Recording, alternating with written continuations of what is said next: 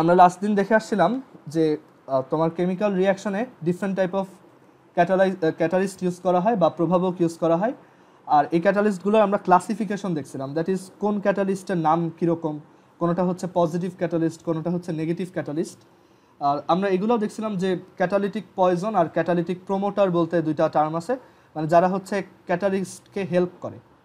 ওকে, তো আজকে আমরা দেখব যে একটা রিয়াকশনে ক্যাটালিস্ট আসলে কিভাবে কাজ করে।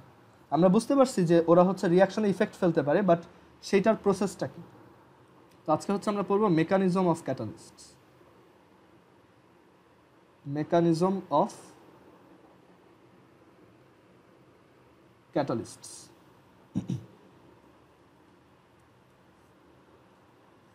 তো একটা রিয়াকশনে ক্যাটালিস্ট হচ্ছে দুইভাবে অ্যাক্ট করতে পারে।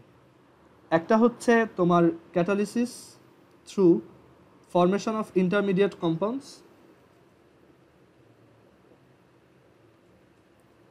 ও আচ্ছা, আরেকটা ব্যাপার বলি, তোমাদের অর্গানিক কেমিস্ট্রিতে হচ্ছে আমি কোনো বই ফলো করব না।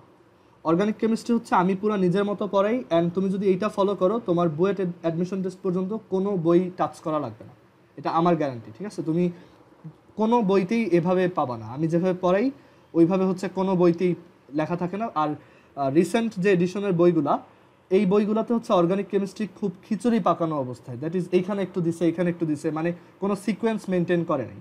তো দেখা যায় ম্যাক্সিমাম স্টুডেন্টই অর্গানিক কেমিস্ট্রি পড়তে যে মানে একদম হাই লেভেলের ফ্রাস্ট্রেটেড হয়ে যায়, মানে তারা অর্গানিক কেমিস্ট্রি বলতে গেলে হেট করা শুরু করে। অ্যান্ড অনেকে আছে যারা এইচএসসিতে অর্গানিক কেমিস্ট্রি স্কিপ করে, অ্যান্ড এইচএসসিতে তুমি অর্গানিক কেমিস্ট্রি স্কিপ করলে কোনো সমস্যা হবে না, সত্যি কথা। কারণ সেকেন্ড পেপার থেকে 5টা কোশ্চেন আসবে, তো সেকেন্ড পেপারে হচ্ছে তোমার 5টা সিকিউ অ্যান্সার করতে হয় ফ্রম 8টা থেকে 5টা। তো 8টা থেকে 5টা অ্যান্সার করার জন্য অ্যাকচুয়ালি তোমার অর্গানিক কেমিস্ট্রি থেকে যদি 3টাও আসে তারপরে তোমার 5টা অপশন থাকবেই। সো বুঝতেই পারতেছো এখানে তোমার খুব একটা প্রবলেম হবে না, বাট অবভিয়াসলি স্কিপ করবা না, অ্যাডমিশন টেস্টে তো আসবেই। তো catalysis through formation of intermediate compounds, আর আরেকটা হচ্ছে তোমার ক্যাটালিসিস থ্রু অ্যাবজর্পশন।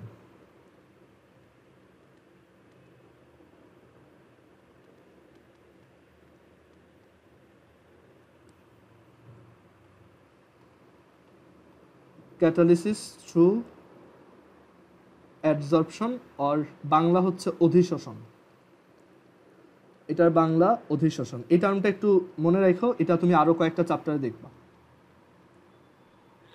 আর ইন্টারমিডিয়েট কম্পাউন্ড মানে হচ্ছে অন্তর্বর্তী যৌগ।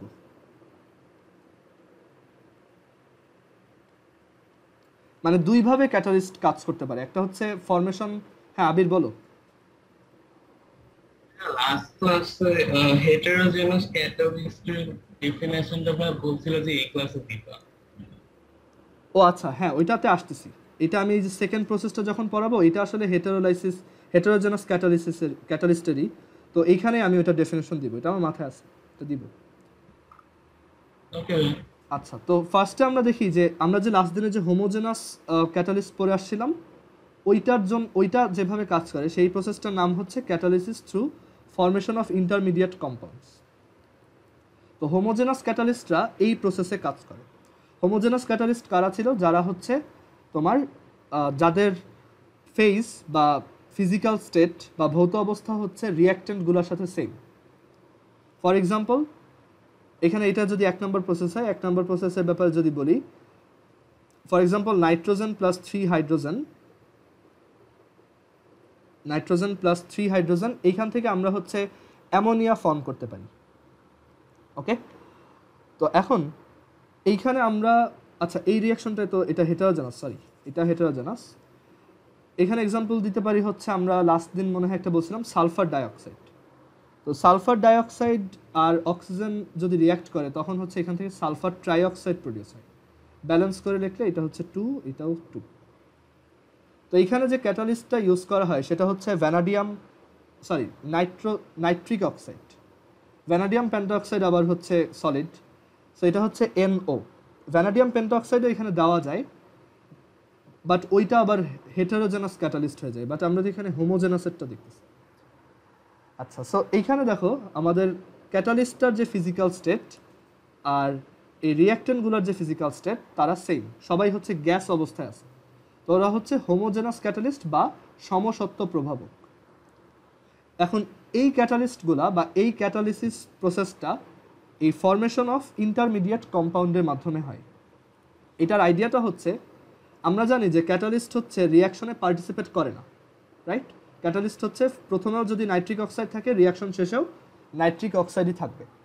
বাট এই যে catalysis through formation of intermediate compounds, এটার আইডিয়া হচ্ছে এরকম যে এখানে ক্যাটালিস্টটাও রিয়াকশন করবে, বাট রিয়াকশন শেষে সে আবার প্রোডাক্ট হিসেবে অ্যাপিয়ার হবে। সো তোমার কাছে মনে হবে যে ক্যাটালিস্টটা এখানে ইউজই হয় নাই, ক্যাটালিস্টটা হচ্ছে এখানে জাস্ট রিয়াকশনটাকে ফাস্ট করছে, বাট এইখানে আসলে ও একটা ইন্টারমিডিয়েট কম্পাউন্ড ফর্ম করতেছে। ওকে, সো এটার একটা এক্সাম্পল দেখাই। মানে এই যে এইখানে যে এক্সাম্পলটা দেখাইছি, এইটারই আমরা হচ্ছে এই ইন্টারমিডিয়েট কম্পাউন্ড ফর্মেশনটা দেখাই। তো এই রিয়াকশনটা আমরা যেভাবে এক লাইনে দেখতেছি, আসলে এটা এক লাইনে হয় না। এখানে ফার্স্ট অফ অল এই যে নাইট্রিক অক্সাইড ক্যাটালিস্টটা দিচ্ছি, সে এই অক্সিজেন গ্যাসের সাথে রিয়াক্ট করে অ্যান্ড এইখান থেকে সে প্রডিউস করে তোমার নাইট্রিক ডাইঅক্সাইড, ওকে, NO2। বা এটা একটু ব্যালেন্স করে দেখলে এখানে 2 আর এখানেও 2 আর এখানে 4, হ্যাঁ ঠিক আছে। তো ফার্স্টে হচ্ছে এই স্টেপটা হয় যে এখানে ক্যাটালিস্টটা কিন্তু আসলে রিয়াকশনে পার্টিসিপেট করতেছে। ওকে, তো এটা হচ্ছে আমাদের ক্যাটালিস্ট আর এটা হচ্ছে আমাদের রিয়াক্ট্যান্ট অ্যান্ড এটা হচ্ছে আমাদের ইন্টারমিডিয়েট কম্পাউন্ড বা অন্তর্বর্তী যৌগ। তো দেখা যায় নর্মাল অক্সিজেনের সাথে এই সালফার ডাইঅক্সাইড যেই রেটে অ্যাড হইতো, নাইট্রিক ডাইঅক্সাইডের সাথে সালফার ডাইঅক্সাইড অনেক ফাস্ট রিয়াকশন করে, মানে অনেক দ্রুত রিয়াকশনটা হয়। এটাই হচ্ছে ক্যাটালিস্টটার এইখানে রোল প্লে, ঠিক আছে, যে সে এই হেল্পটা করতেছে। তো সেকেন্ড স্টেজে যেটা হয়, সেকেন্ড স্টেজে এই 2NO2 আর 2SO2 রিয়াক্ট করে, 2NO2 গ্যাস আর হচ্ছে 2SO2 গ্যাস, এই দুইটা রিয়াক্ট করে অ্যান্ড এইখান থেকে 2 sulphur trioxide plus 2 nitric oxide produce হয়।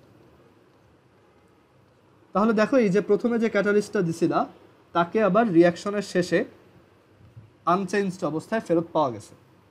আর এখানে আমার মাঝখান যে সুবিধা হয়েছে যে এই রিয়াকশনটা অনেক ফাস্ট হয়ে গেছে। তো এই প্রসেসটাই হচ্ছে catalysis through formation of intermediate compounds. আচ্ছা, এখানে ইন্টারমিডিয়েট লিখে রাখছে, এটা হচ্ছে ইন্টারমিডিয়েট কম্পাউন্ডস। ওকে, সো এই টাইপের প্রসেস অ্যাক্ট করে হচ্ছে হোমোজেনাস ক্যাটালিস্টের ক্ষেত্রে, সমসত্ব প্রভাবকের ক্ষেত্রে।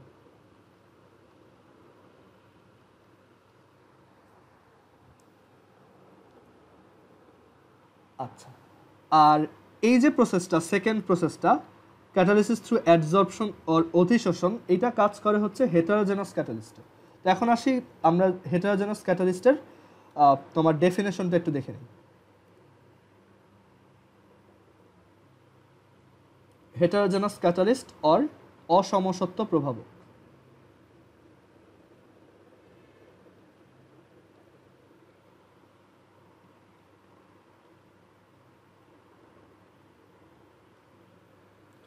তো এটা হচ্ছে হোমোজেনাসের উল্টা, দ্যাট ইজ এখানে ক্যাটালিস্টের যে ফিজিক্যাল স্টেট সেটা রিঅ্যাক্ট্যান্ট দুইটার ফিজিক্যাল স্টেট থেকে ডিফারেন্ট হয়। ফর এক্সাম্পল, একটা ইথিন গ্যাসের সাথে যখন আমরা হাইড্রোজেন গ্যাস অ্যাড করি, এখানে ইথিনও গ্যাস, হাইড্রোজেনও গ্যাস, বাট এখানে এই যে ক্যাটালিস্টটা ইউজ করা হয় নিকেল, যেটা একটা সলিড, আর এখানে টেম্পারেচার দেওয়া হয় 180 থেকে 200, অ্যান্ড এখান থেকে পাওয়া যায় CH3CH3, যেটা আবার গ্যাস। তো এই টাইপের ক্যাটালিসিসে এই যে ক্যাটালিস্টটা, সেটাকে আমরা বলি হেটারোজেনাস ক্যাটালিস্ট। এটাই হচ্ছে heterogeneous catalyst.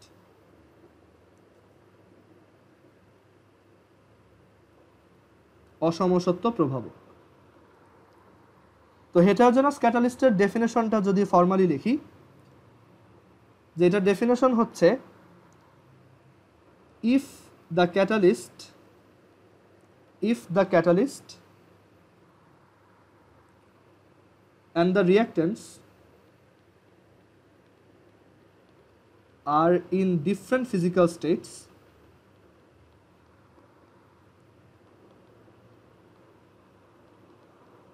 physical states, then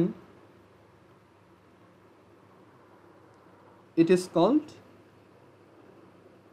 heterogeneous catalyst.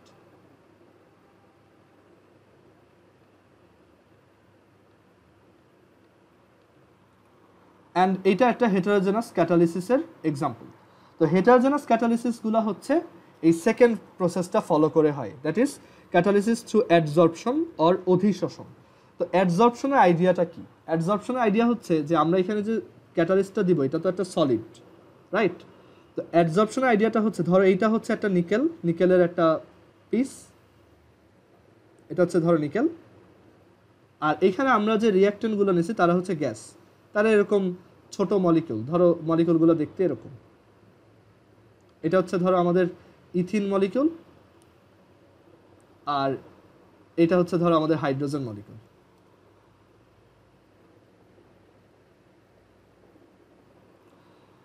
তো অ্যাডজর্পশন মানে হচ্ছে এই যে সলিড, এই সলিডটা এই দুইটা রিঅ্যাক্টেন্টকে এখানে আটকে ফেলে, ঠিক আছে? মানে এইখানে এই দুইজনের মধ্যে রিয়াকশন ডিরেক্টলি হইলে অনেক স্লোলি হয়, বাট এখানে যেটা করা হয় সেটা হচ্ছে এই যে সলিডটা ওদের দুজনকে ওর সারফেসে আটকে ফেলে। তো এই আটকানোর প্রসেসটাকেই বলা হয় অ্যাডজর্পশন বা অধিশোষণ।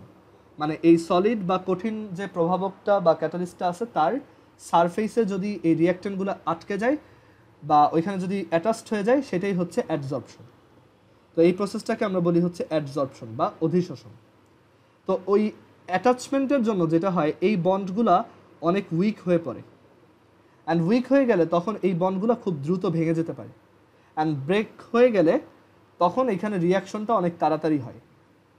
মানে এই রিয়াকশনটা আগে দেখা যেত এইখানে তোমার অনেক বেশি এনার্জি দিয়ে বন্ডটা ব্রেক করা লাগতো, আর এখানে অনেক বেশি এনার্জি দিয়ে বন্ডটা ব্রেক করা লাগতো, অ্যাক্টিভেশন এনার্জি অনেক বেশি ছিল, তখন রিয়াকশনটার রেট অনেক কম ছিল।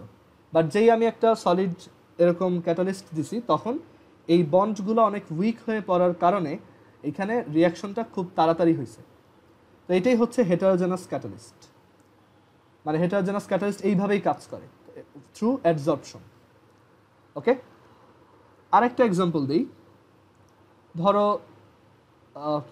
এখানে এই যে নাইট্রোজেন গ্যাস আর হচ্ছে 3টা হাইড্রোজেন গ্যাস মিলে হচ্ছে অ্যামোনিয়া গ্যাস প্রডিউস করে। তো কথা হচ্ছে যে অ্যাটমসফিয়ারে তো প্রচুর নাইট্রোজেন গ্যাস আছে, আর অ্যাটমসফিয়ারে তো প্রচুর হাইড্রোজেন গ্যাস আছে, তাহলে অ্যাটমসফিয়ারে কন্টিনিউয়াসলি কেন তোমার অ্যামোনিয়া গ্যাস প্রডিউস হচ্ছে না? সেটার পেছনে রিজন হচ্ছে যে অ্যাটমসফিয়ারে এই নাইট্রোজেন আর হাইড্রোজেন থাকলেও নাইট্রোজেনের থাকে হচ্ছে ট্রিপল বন্ড, আর নাইট্রোজেনের এই ট্রিপল বন্ডটা খুবই স্ট্রং। দেখা যায় এইটা ব্রেক করার জন্য অলমোস্ট 2500 থেকে 5000 ডিগ্রি সেন্টিগ্রেড অ্যাচিভ করতে হয়, যেটা অ্যাটমসফিয়ারে এত টেম্পারেচার নাই। এইরকম একটা টেম্পারেচার রেইজ হয় যখন হচ্ছে বিদ্যুৎ চমকায়, মানে যখন হচ্ছে বৃষ্টিপাত হয় বা যখন হচ্ছে রেইনফল হয়, তখন দেখা যায় থান্ডার স্ট্রাইকগুলোর সময় এখানে এক্সট্রিম অ্যামাউন্ট অফ তোমার টেম্পারেচার প্রডিউস হয়, তখন এই বন্ডটা ভেঙে যেতে পারে। তো এনভায়রনমেন্টাল কেমিস্ট্রিতে একটা টপিক আছে তোমার নাইট্রোজেন ফিক্সেশন, ওইটা যদি কেউ পড়ে থাকে, ওইখানে এটা বলা আছে যে এই যে অ্যাটমসফিয়ারের নাইট্রোজেন কিভাবে আমাদের আর্থে ব্যাক করে। সেটা হচ্ছে এই যে যখন তোমার এরকম খুব হাই টেম্পারেচারের থান্ডার স্ট্রাইক হয়, তখন দেখা যায় যে এই অ্যাটমসফিয়ারের নাইট্রোজেনগুলো হচ্ছে ভেঙে যায়, আর সেই নাইট্রোজেনগুলো পরে হাইড্রোজেন তারপর হচ্ছে ওয়াটার ভেপারের সাথে রিয়্যাক্ট করে ওয়াটারের সাথে মিক্সড আপ হয়ে রেইনের সাথে মাটিতে নেমে আসে। সেই রেইন ওয়াটারটা আবার তোমার সয়েলের জন্য ফার্টিলাইজার হিসেবে কাজ করে, বিকজ অনেক প্ল্যান্ট আছে যারা নাইট্রোজেন ইনটেক করে বেঁচে থাকে। ওকে, তো এখন কথা হচ্ছে আমরা যদি নিজেরা অ্যামোনিয়া বানাইতে চাই, তখন আমাদের এত টেম্পারেচার দেওয়া তো ফিজিবল না। একটা ইন্ডাস্ট্রিতে এরকম টেম্পারেচার দেওয়া মানে তো হিউজ।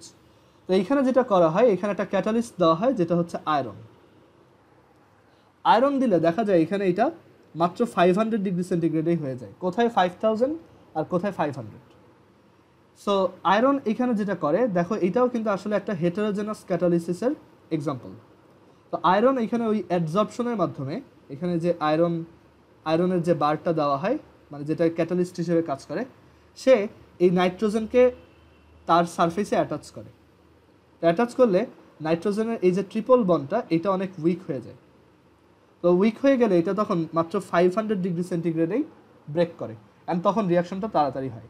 সো আই হোপ বোঝা গেছে যে কীভাবে অ্যাডজর্পশন প্রসেসটা কাজ করে। এই জিনিসগুলো একটু কনসেপচুয়াল, এখান থেকে তোমার সিকিউ আসার চান্সও নাই, বাট জিনিসগুলো বুঝতে হবে আর কি, যে কীভাবে তোমার এইখানে এই ক্যাটালিসিস প্রসেসটা কাজ করে। তো যা যা পড়াইলাম, কারো কি কোনো কোশ্চেন আছে? আচ্ছা, সো আমাদের চ্যাপ্টার 4-এ কি কোনো টপিক বাকি আছে? কেউ কি বলতে পারবা কোনো টপিককে আমি স্কিপ করে গেছি ভুলে?